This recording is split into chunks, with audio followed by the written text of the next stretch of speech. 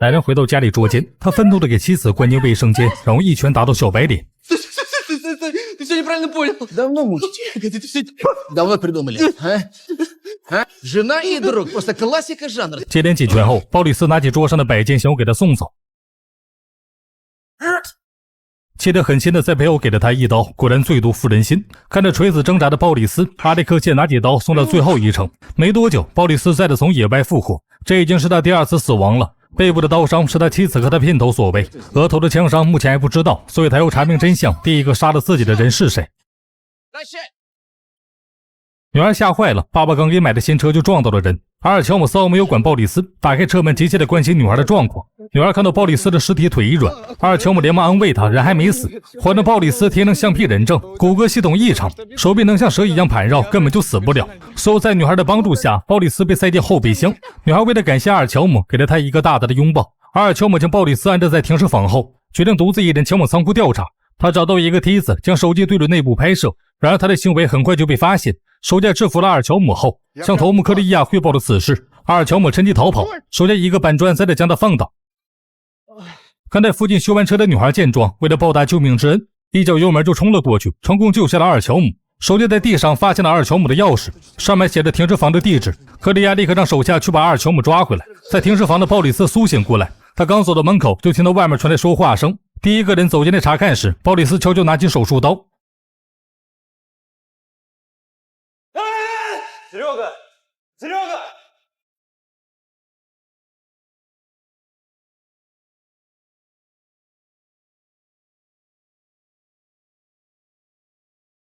Серега!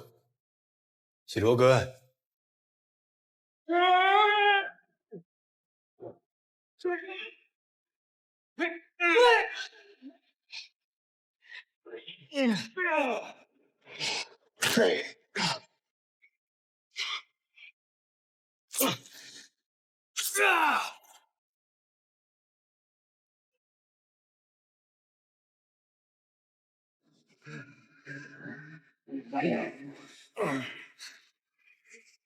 Лети, я сказал!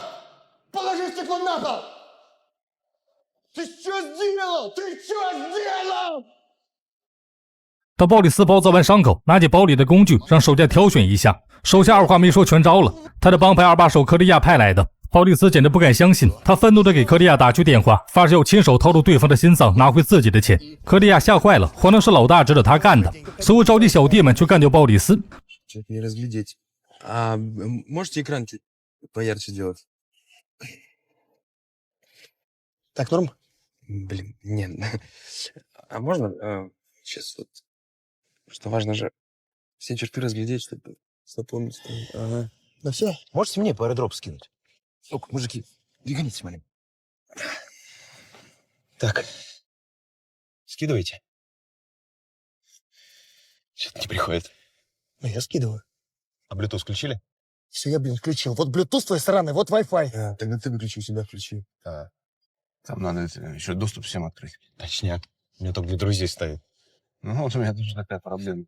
Реально бесит. И мне еще раздражает, когда присоединяется. Ну что, охренели, что ли, все?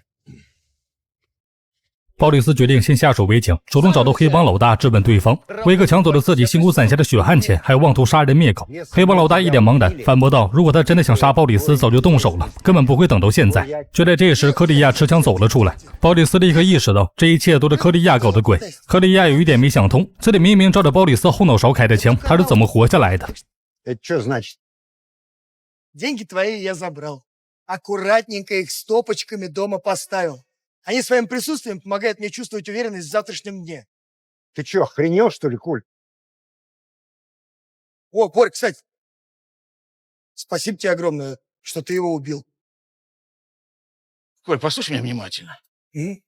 Я хочу тебе кое-что пообещать. А тебе лучше поверить, потому что все произойдет так, как я сейчас тебе скажу. Я вернусь за тобой. Я приду к тебе домой. И когда ты спишь, я разорву твое лицо вот этими собственными руками. И когда я... 妻子为鲍里斯举办的葬礼，见到他真的死了，心里别提有多高兴。与此同时，克利亚正在发表悼词，兵场老大对他而言就像父亲、兄长、祖父一样重要，曾教会他一切。他将继承老大的帮派，虽然凶手已经得到应有的惩罚，但他有责任也有荣誉去查明凶手是否有同伙，并惩罚他们。半夜，阿尔乔姆将鲍里斯挖了出来。鲍里斯表现出强烈的愤怒，发誓要抓住那个混蛋，用自己的双手掐住他的脖子，将他放入棺材再救活，反复折磨他。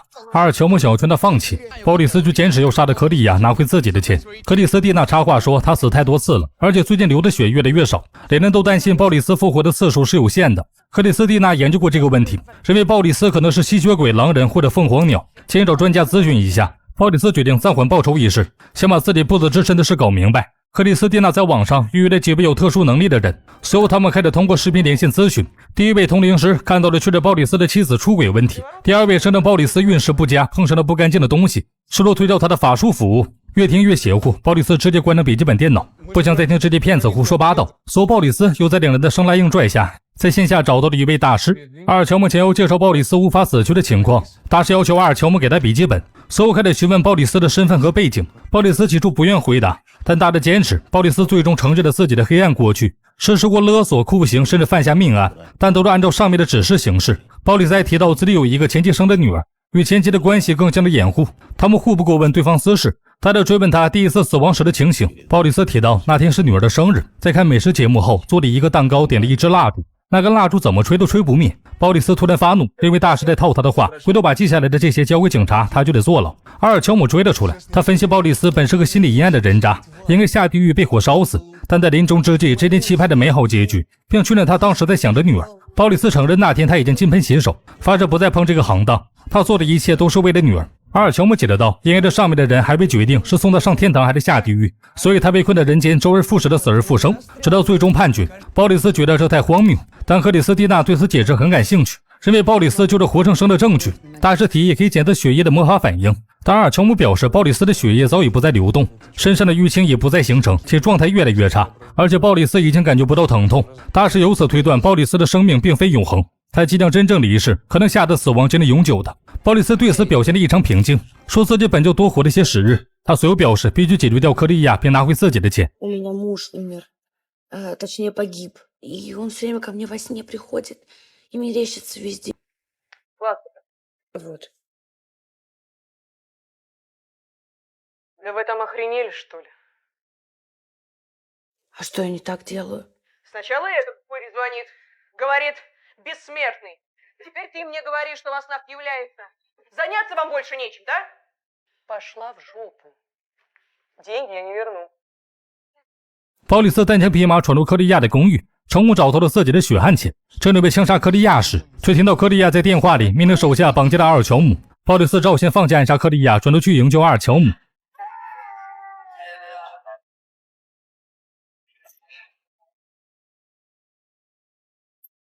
凭借着不死之身，轻松干掉了克利亚的几名手下。鲍里斯的妻子玛丽娜又一次从噩梦中惊醒，她梦见鲍里斯还活着，不顾阿列克谢的劝阻，带着他前往墓地查看。可眼前的一幕再次让他们傻了眼。玛丽娜有些崩溃，决定去警局自首。阿列克谢死活不同意。争执中，玛丽娜给阿列克谢推死了。另一边，警方根据那3名死者的身份查到了克利亚的帮派，发现帮派实体洗钱和非法货物交易，并逮捕了一名重要成员瓦连京。克利亚得知瓦连京被捕并准备作证后，他雇佣了外地的杀手，计划袭击警局进行灭口，目标是一个不留，包括警察、证人、无关人员。鲍里斯为了家人得到安全，给克里斯蒂娜和阿尔乔姆的母亲送到外地躲一段时间。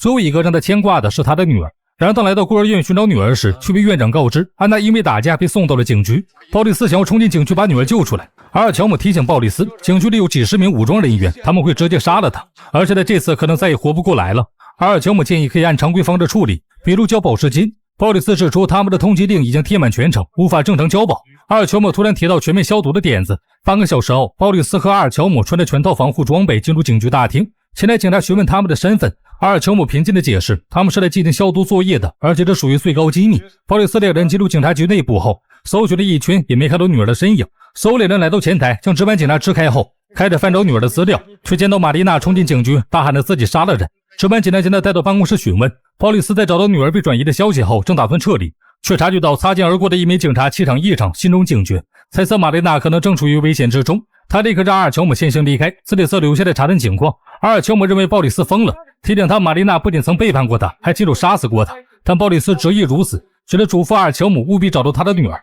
与此同时，杀手安放的炸弹引发了警报，警队还得紧急疏散人群。混乱中，鲍里斯趁机与杀手缠斗，但面对人高马大的对手，他很快落入下风。却在杀手举枪准备将他爆头时，阿尔乔姆急着赶到，救下了鲍里斯。在短暂恢复神智后，鲍里斯注意到杀手捡起了掉落的手枪，他立刻挡在了阿尔乔姆的面前。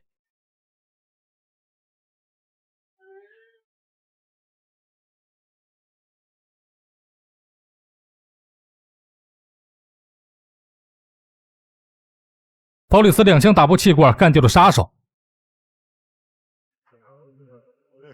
Это красота.